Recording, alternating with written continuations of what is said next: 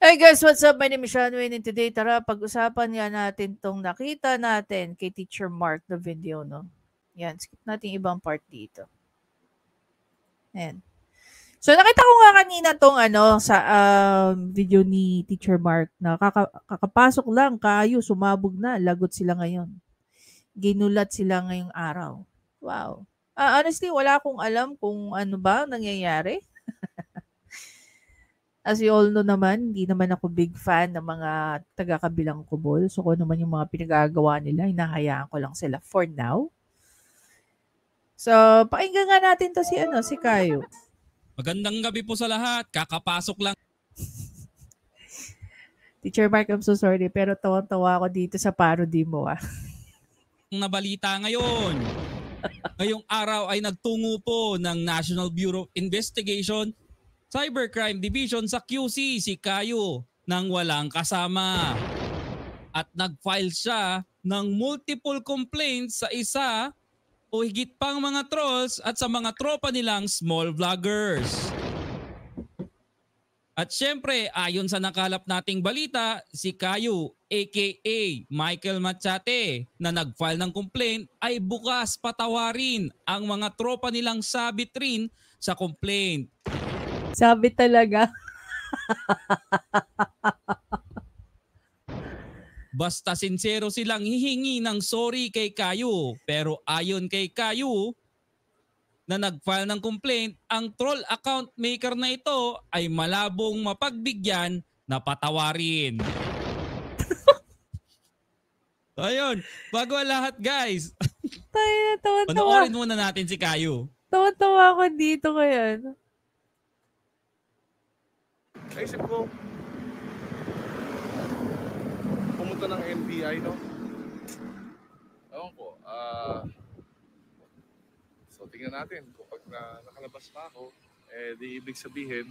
Grabe ang tiyaga ni Kayo dyan. I don't know kung nag-commute siya papunta dyan sa Quezon City. I'm free! Kung hindi, so feeling ko, wala pa naman akong hit na. Kasi, nakalabas pa ako, kinuha yung ID ko kanina eh. So anyway, nakalabas ako. So, what can I say? Cybercrime Division daw sa sa QC. So, okay. Yeah, dun yan sa may Araneta.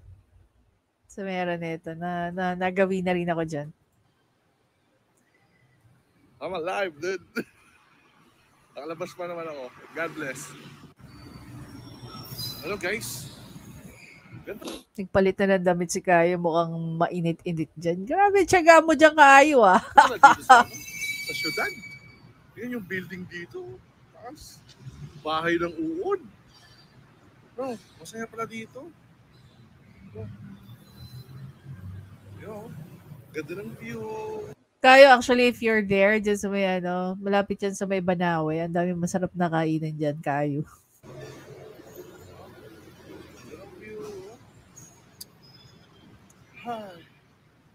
Pag di na ako nakalabas, alam niyo na, may pag-collab ako sa NBI. Huwag lang sana akong patapain. So yun. Nababa pa naman ako. May pag-collab ako sa NBI. Eh, no? Ha?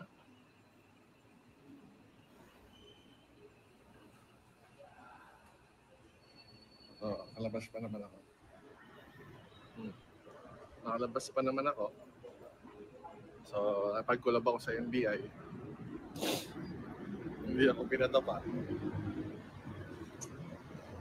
Well, so far, so good. Nakalabas naman ako. Hi. Okay, malinaw na malinaw si Kayo hindi hinuli ng NBI tulad ng sinasabi nila doon sa kabilang kubol. Diba? Sabi pa ni Kayo, handa di umano siyang pumunta ng NBI. Hindi naman di umano. Handa siyang pumunta ng NBI kasama pa si Lola at sino pa ba? Basta yun na yun. Kasama, holding hands pa para magpahuli si Kayo at sabihin nila na papahuli si Kayo sa pagiging hacker. So, sa kasamang palad, nakalabas pa rin si Kayo sa NBI at hindi hinuli dahil wala siyang hit. Ano? Ipapahuli si Kaayo as hacker? Totoo ba yan? Kayang gagawin ng kabilang kampo nito? Diba? Ang sakit sa... Pati si Teacher Mark, natatawa na sa ginagawa niya.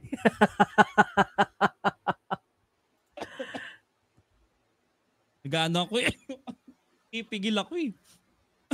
Hindi na kinaya. Basta yun na yun. No? Bahala na kayo mag-isip kung ano yung pinail ni Kayo. Basta kami, good luck. But anyway, see you sa next live, Teacher Mark. Out. Bye-bye, guys. Grabe si Kayo, no? Actually, tinignan ko nga itong page niya. So, it doesn't, walang kahint-hint eh. Na, mag-ano siya alam mo yun, mag-file ng kaso or what. Tingnan mo. So, lately nga, pinapanood niya itong si, Chris Ulo. Yan, Chris Ulo. Sino ba? Yan, nag-react siya. Dito kay Kid Punk. Kanina sa Dole. Was it kanina? No, yeah, kanina, Dole. Oh. Puro yun lang. Nico David. Super DM, Nico David. Si Tita A. Oh. So, I don't know. Is that even true? Wala akong nakikita na ayan, puro super DM, yung mga bagong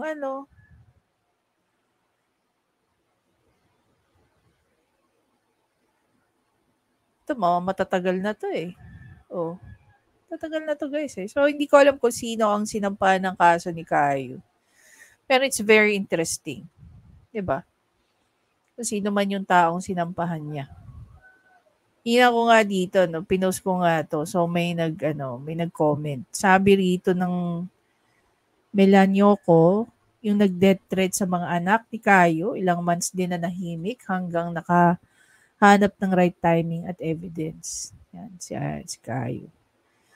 Sabi naman ng isa rito, yan magandang bulatan, hindi yung nangangaw tulad ng kabila.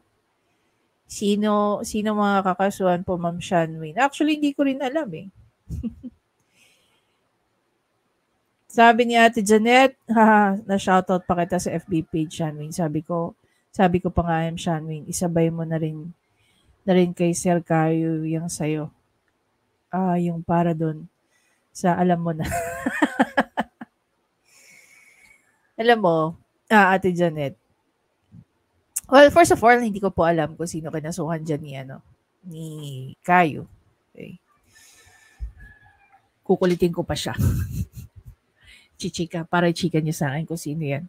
Kasi even si Teacher Mark, wala rin naman sinabi kung sino, no? So, I want to leave that part, no, yung kay Teacher Mark, kay Kayo. Then the other one is,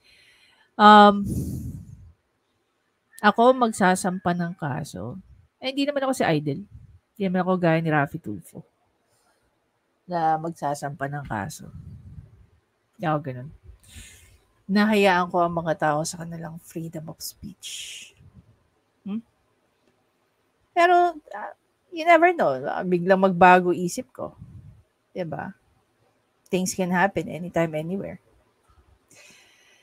Pero kung sino man yan Kayong sasampa mo ng kaso, kung halimbawa man mag-decide ako in the near future na magsampa rin, sana hindi pare-parehong mga tao ang sasampahan natin. Na? Diba? Anyway, yan. KJ naman ito ni Kayo. Nagsampa ng kaso, hindi man lang nagsabi, parang nakisabay. De, joke lang, diba?